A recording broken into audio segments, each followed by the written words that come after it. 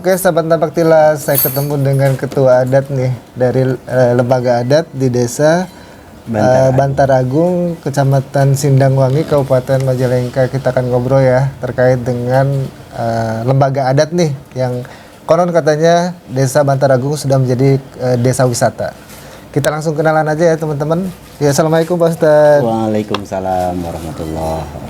Ya, Pak Ustadz boleh ceritakan nih ke teman-teman sahabat Tapak Tilas terkait lembaga adat di desa Bantaragung, Kecamatan Sindangwangi ini seperti apa nih Pak Ustadz?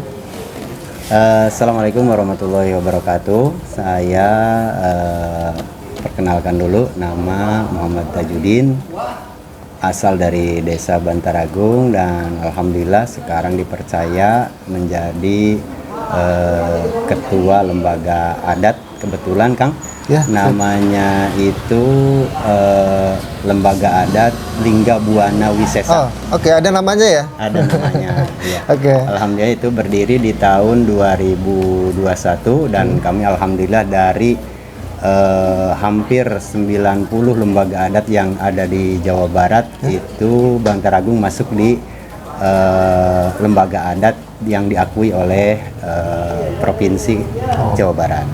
Dan untuk itu kami di desa Bantaragung itu sengaja membentuk lembaga adat karena dilindungi juga oleh undang-undang, dan juga untuk melestarikan situs dan budaya yang ada di desa Bantaragung. Itu mungkin kan.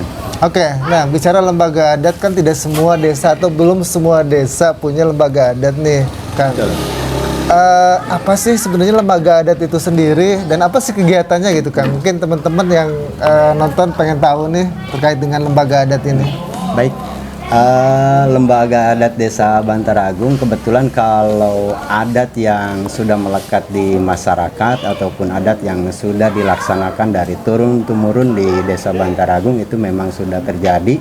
Akan tetapi selama ini belum ada wadah yang mewadahi untuk mengakomodir adat-adat apa saja dan budaya-budaya apa saja yang patut diinventarisir di desa Bantaragung. Namun alhamdulillah Kang, di tahun-tahun sekarang dari mulai 2021 itu sudah terbentuk lembaga adat di desa Bantaragung. Maksudnya itu untuk menampung semua kegiatan-kegiatan yang bersifatkan adat dan budaya, sehingga kita berkolaborasi dengan para ulama, para ustadz, para kiai, terjadinya antara perpaduan antara adat dengan syariat, sehingga masyarakat itu tidak kaku untuk menjalankan mana syariat mana adat, sehingga ada sambungannya antara adat dan syariat. Jadi di sini ada ulama adat, ada ulama syariat gitu kira-kira. Oke, berarti lumayan luar biasa nih sebenarnya visi misi dari lembaga adat di desa Bantaragung ini. Kang, kegiatan apa saja sih yang sudah diselenggarakan oleh lembaga adat dan nextnya apa sih yang diharapkan dari lembaga adat ini, Kang? Untuk sementara ini kita masih melaksanakan adat-adat yang sudah biasa kita laksanakan, seperti ketika musim hujan turun itu biasanya di bulan Oktober. Nah, di bulan Oktober tersebut kebetulan ada sebuah ritual acara yang kebetulan bersamaan dengan ulang tahun desa di tanggal tertentu. Itu biasanya kita melaksanakan agenda-agenda adat, yaitu upacara hajat bongkar bumi. Mungkin kalau di luar sana ada yang menamakan hajat guar bumi, ada yang menamakan pareresan gitu. Akan tetapi di sini di Bantaragung itu dinamakan dengan hajat bongkar bumi untuk mengawali masa musim tanam gitu. Ya. Nah, harapan kedepannya seperti apa dengan adanya lembaga adat ini? Harapan ke depan di masyarakat itu bisa lebih paham tentang apa itu yang dinamakan adat, apa yang dinamakan syariat, dan titik temunya di mana gitu, sehingga tidak ada kecemburuan, tidak ada tojaiyah lah kalau kata orang sini mah, tidak ada perbenturan antara adat dengan syariat. Itu harapan-harapan ke depan sehingga masyarakat bisa dicerdaskan dengan adanya lembaga adat itu. Oke, nah bicara situs kan bicara situs identik dengan bicara klinik nih Kang. Betul. Sementara kan mungkin di Bantar Agung sendiri ini kan banyak penganut yang inilah beratnya yang pakam agamanya kuat. Nah, bagaimana sih lembaga adat meyakinkan bahwa situs-situs ini tidak bertentangan dengan akidah? Seperti apa nih, Kang? Insya Allah untuk di Bantar Agung sendiri karena memang kita agamanya juga kuat, Kang. Menurut sejarah dimulai di tahun 60-an itu datanglah seorang ulama yang memberikan pencerahan tentang agama. Akan tetapi memang di masyarakat Desa Bantar Agung ini sudah terkontaminasi sejak dari dulunya. Mungkin ada hal-hal yang belum mereka tahu terkait klinik dan lain-lain. Akan tetapi untuk lembaga adat sekarang ini alhamdulillah kita memberikan sebuah pencerahan terhadap masyarakat sehingga tidak akan terjadi atau tidak meminimalisir terjadinya kemusyrikan atau hal-hal yang tidak diharapkan yang bertentangan dengan syariat Islam gitu. Nah, saya mau tanya nih, kan bicara situs, bicara peninggalan bersejarah kan identik dengan manula. Zaman-zaman dulu ya. Nah, bagaimana sih lembaga adat melibatkan teman-teman generasi milenial atau generasi sekarang-sekarang lah untuk terlibat di dalam aktivitas atau acara-acara adat nih, Kang? Alhamdulillah untuk acara-acara adat itu kita melibatkan baik dari kalangan kolonial gitu kolonial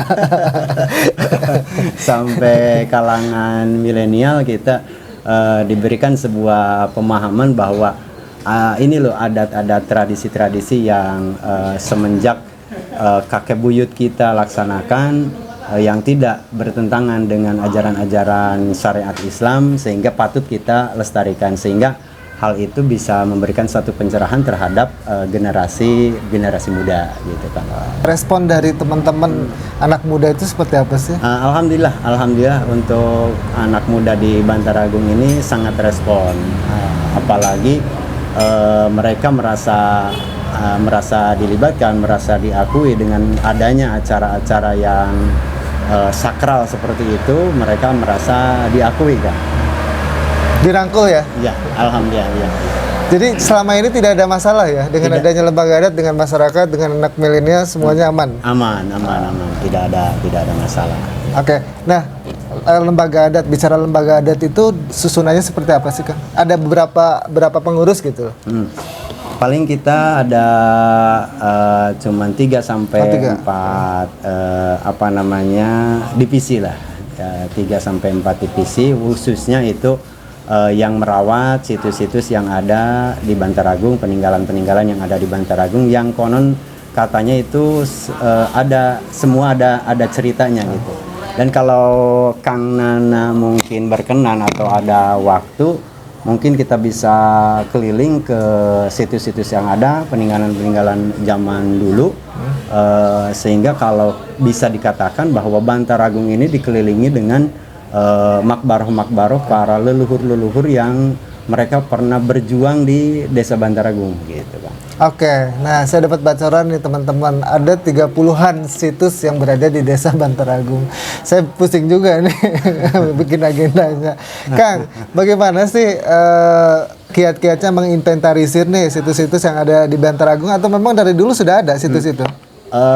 Dari dulu itu memang sudah ada, akan tetapi tidak terinventarisir, tidak juga dalam satu catatan buku sejarah, akan tetapi memang itu menjadikan sebuah cerita rakyat dari generasi ke generasi sampai ke kita sekarang ini.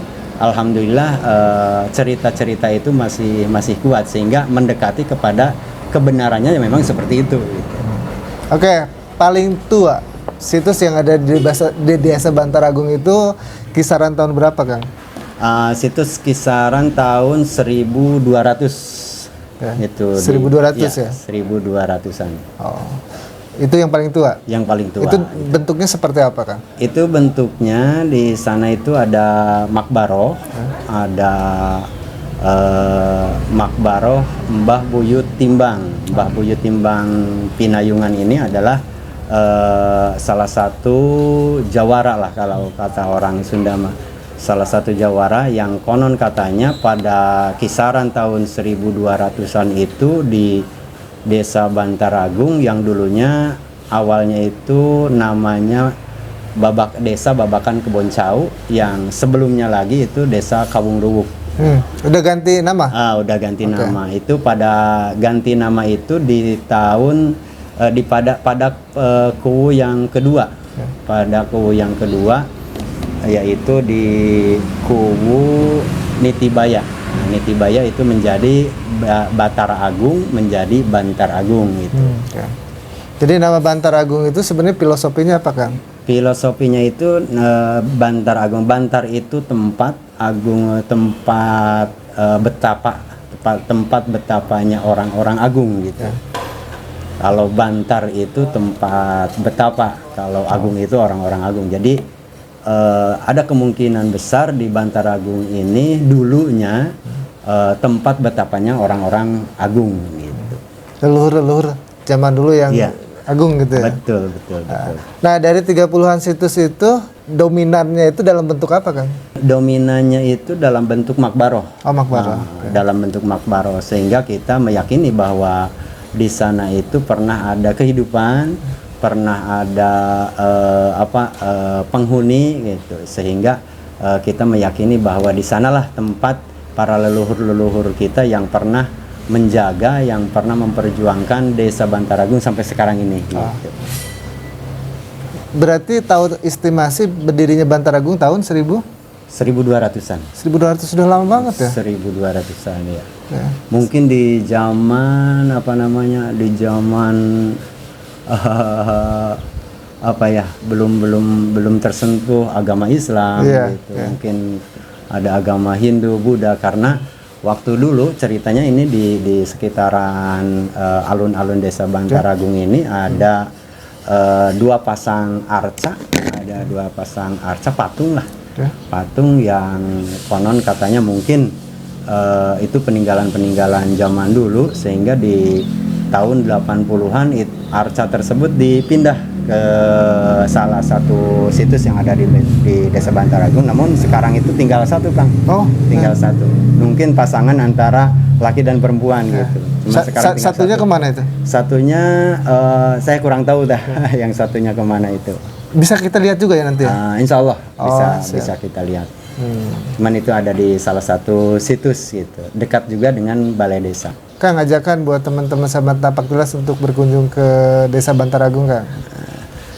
Ya, sahabat-sahabat Napak Tilas, marilah berkunjung ke Desa Bantaragung sambil berwisata juga. Di sini bisa wisata religi juga, bisa menguak sejarah-sejarah di Bantaragung, situs-situs yang ada di Bantaragung.